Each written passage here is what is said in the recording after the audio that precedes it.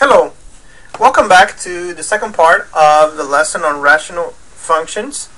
And basically, suppose I have these kind of problems. Simplify a rational expression. What does it mean to simplify a rational expression? Basically means to write the fraction in the lowest possible terms. Okay?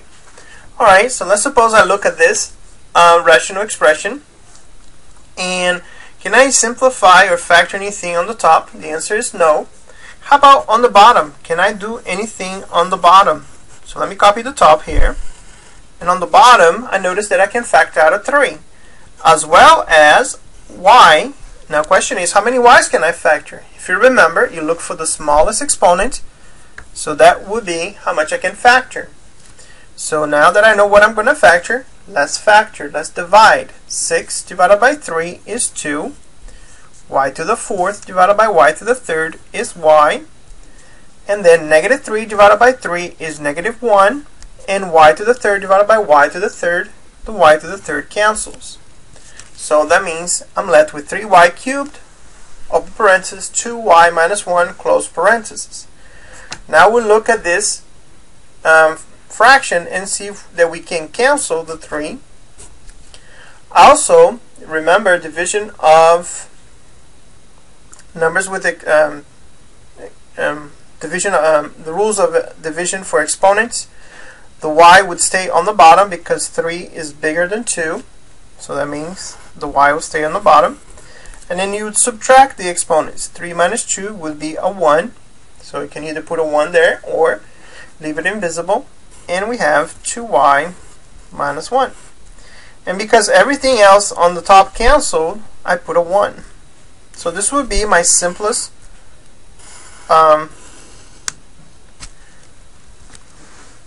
rational expression for this expression here. Okay? This would be the simplified version of the expression. Alright, let's continue on for letter B. Okay, letter B, I notice that I have x plus 2 to the second power. Okay. Can I factor this? Basically what I can do here, it's not really factor, but I can expand it out as x plus 2, x plus 2. Alright.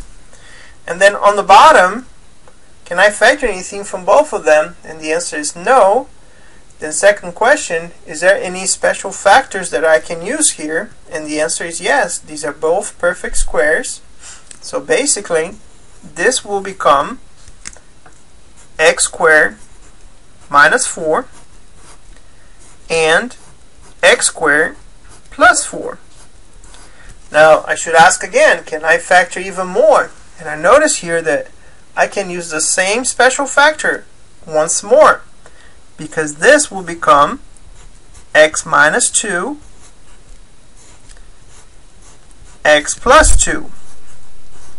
And this guy here, there's nothing I can do, so I just bring it down. Can I factor any more? No. So let's take all of this and put it back over here. So this would be x minus 2, x plus 2, and x squared plus 4. Alright. Now, we're going to start to cancel anything that we can cancel on this expression. And we notice that x plus 2 can cancel with this x plus 2.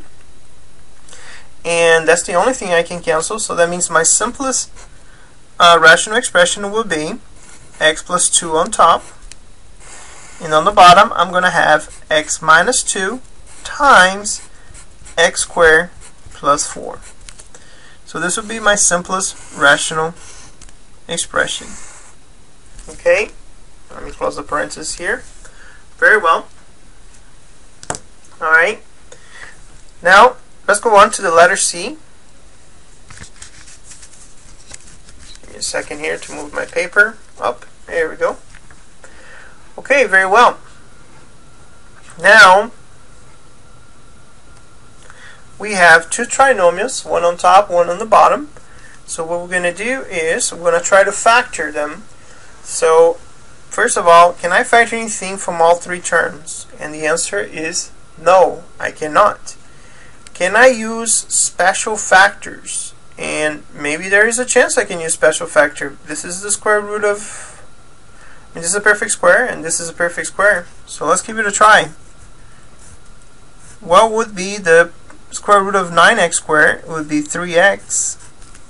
And what would be the square root of 4? It would be a 2. 2 times 3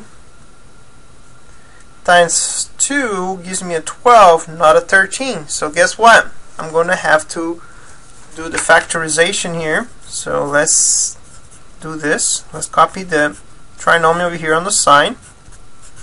Because remember, if this would have been a 12, then I could use that special factor. But since it's not a 12, I have to do the long process, which is multiply 9 times 4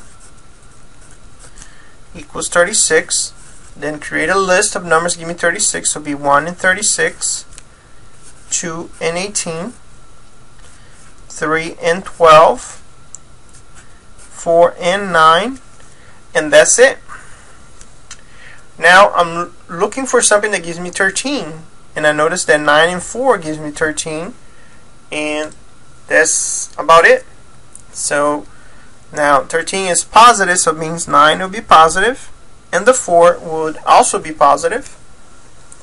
And final question is, final test, would a positive times a positive give me a positive?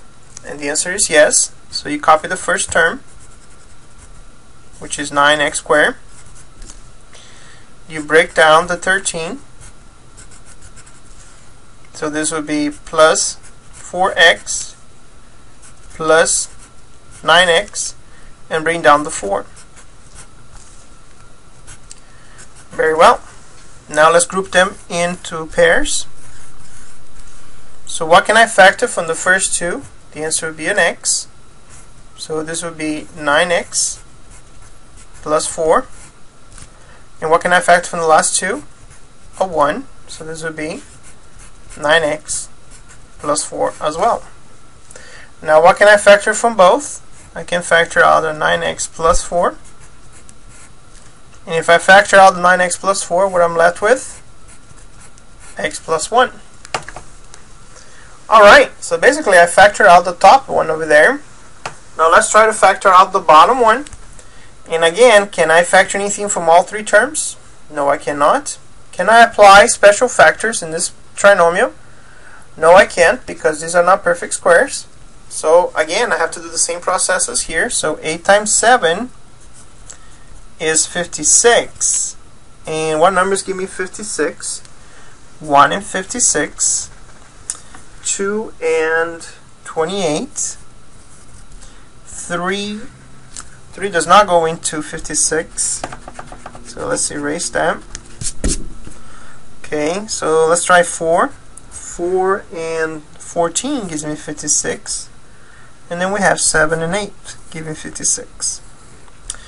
Now we're looking for something that gives you a 1. So 8 and 7 gives me a 1, and I believe that's it. Now, since the middle term is positive, so that means the 8 has to be positive, and the 7 would have to be a negative. Final check. A positive times a negative gives me a negative. Yes, it does. So I can use these two numbers. So I'm going to copy the first term, 8x squared. I'm going to split the middle term as negative 7x plus 8x, and I'm going to bring down the negative 7. Now I'm going to factor these two. I'm going to group them, not factor. Group them, and now factor. So what can I factor from the first two? I can factor out an x. So this becomes 8x minus 7. What can I factor from the last two? I can factor out a 1. So this would be 8x minus 7 as well. So what can I factor from both? An 8x minus 7. And I'm left with x plus 1. Alright. So basically I factored the bottom one, I factored the top one. Now let's put it back together. Okay? The top one is this. So this would be 9x plus 4 over times x plus 1. And the bottom one will be the same as this guy, so let's copy this guy, 8x minus 7 and x plus 1. And what can I cancel? I can cancel x plus 1, and I'm left with 9x plus 4 over 8x minus 7. And that will be my answer. Okay, this would be the simplest form for this rational expression. Alright, let's continue moving on for the next problem. Here I have letter D, and basically, can I factor the top? When I'm looking at the top here, I remember that special factor, x minus 3, x plus 3. On the bottom one, there's nothing I can factor. There's no special factor because this is not a perfect square. But I notice this is a 6, so I'm going to come over here. 1 times 6 is 6. And this gives me 1 and 6, 2 and 3. What numbers give me a 1? Be the 2 and 3. The 3 would have to be positive, and the 2 would have to be a negative. And does a positive times a negative give me a negative? Yes, it does. So I can use that. Now remember, there's an invisible 1 here, so you can go directly into the 2 sets of parentheses. It only works because there's a 1. Okay? It's very different than over here on the previous problem where there was an 8. We had to go through this and then group in pairs and then get the answer. On this particular problem, things are much easier. You can go from here directly to your answer, which is x minus 2 and x plus 3. Once you have factored the top and factored the bottom, now it's time to cancel, like playing Zorro. Okay, and your answer is what's left. So what is left? X minus 3 over x minus 2. And that's going to be our answer. Okay. Alright, let's continue on to the next problem. Okay, the next problem. Can I factor anything from the top numbers? The top trinomial? No, I cannot. Can I use special factor? Maybe. Let's give it a try. Put a 2 sets of parentheses. How to fill in the first parentheses? I take the square root of the first, which is 2x. Take the square root of the third, the last one, which is a 5. And I multiply. 2 times 2x times 5 is 20x. So that means I can use special factor, which would become 2x minus 5 to the second power. Okay. On the bottom, I would have, can I factor anything from both? And the answer is yes. I can factor out a 2 and also an x. So 4x squared divided by 2x is 2x, and 10x divided by 2x is 5. So here on the bottom, I would have 2x and 2x minus 5. Now, one thing I need to remember is that 2x minus 5 is the same as, and that's why we do math with eraser, because we can erase this, and we can rewrite it as 2x minus 5 times 2x minus 5. So in other words, I spend it out. Okay, so basically, from here I went to 2x minus 5 squared, and from there I went to this. Okay, now that it's written this way, I can cancel one of them. And is there anything else I can cancel? Nope. So this would be 2x minus 5, and this would be 2x. Now, a lot of students, sometimes they try to factor 2x and 2x, but you cannot, because this is a monomial, one term, and this is a binomial. Okay? You cannot divide these two. Okay? Alright? So you just leave it like that. That's your simplest rational for this problem.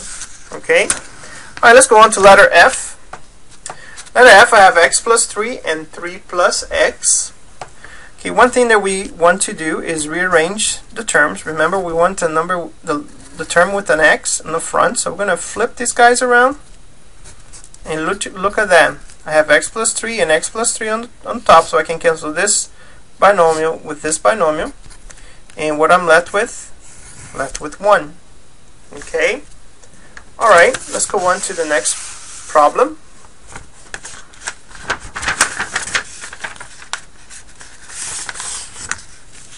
Okay, here we go.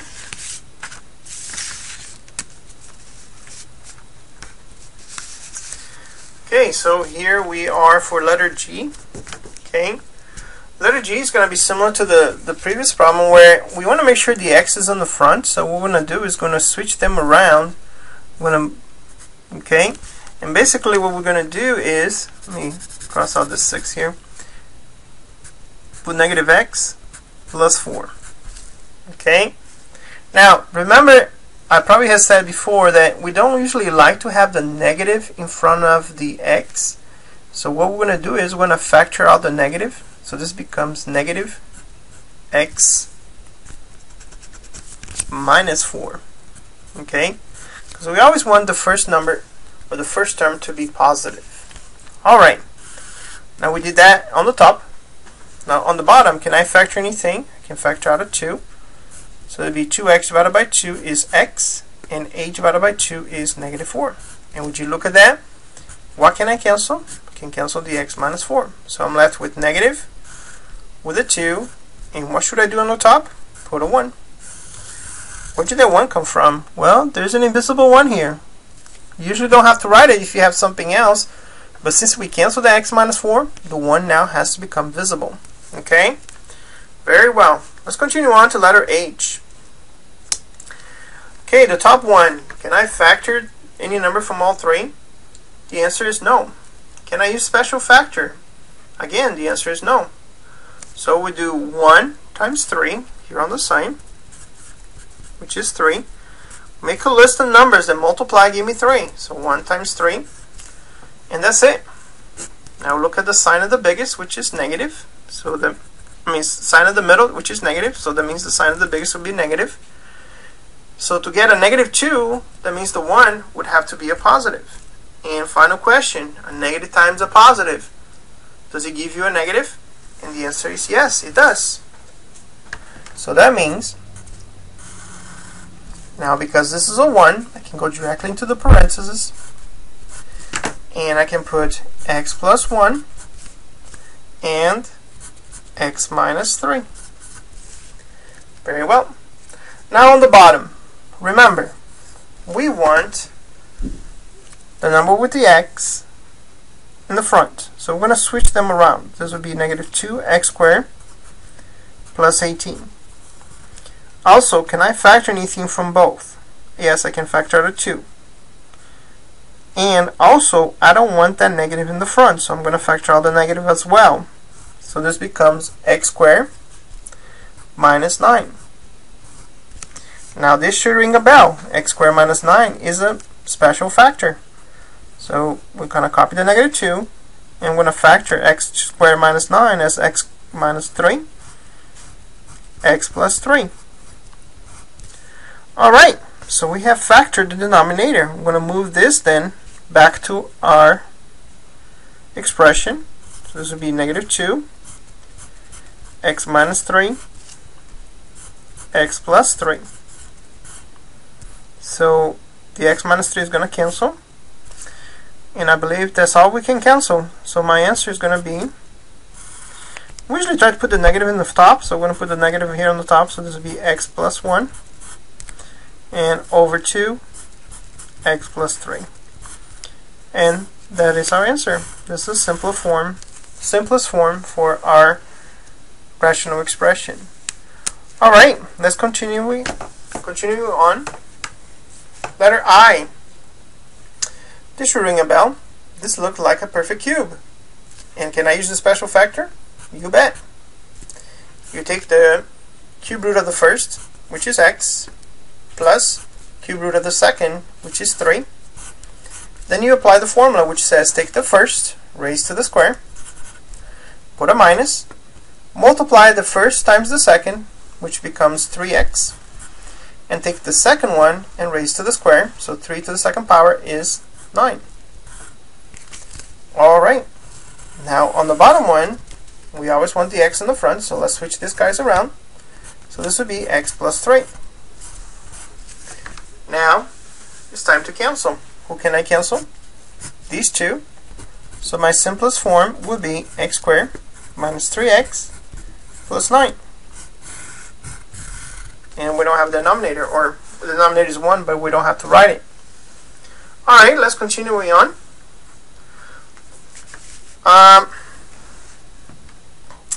Okay, on the top one, what can we factor? We can factor out of 2. So that means that leaves us y squared plus 1. And can I use special factors for this one? No, I cannot, because I have a positive. If I had a negative, it would be a different story. Alright, let's go on to the denominator. Can I factor the denominator? Is there anything that goes into all 4 terms? No, there isn't. So what can I do?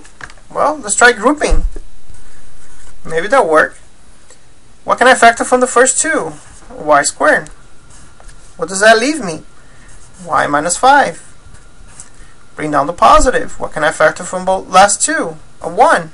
So that will give me y minus 5. And would you look at that? 2 terms, what do they have in common? Y minus 5. And if I remove the y minus 5, I'm left with y squared plus 1. Alright, let's put it over there.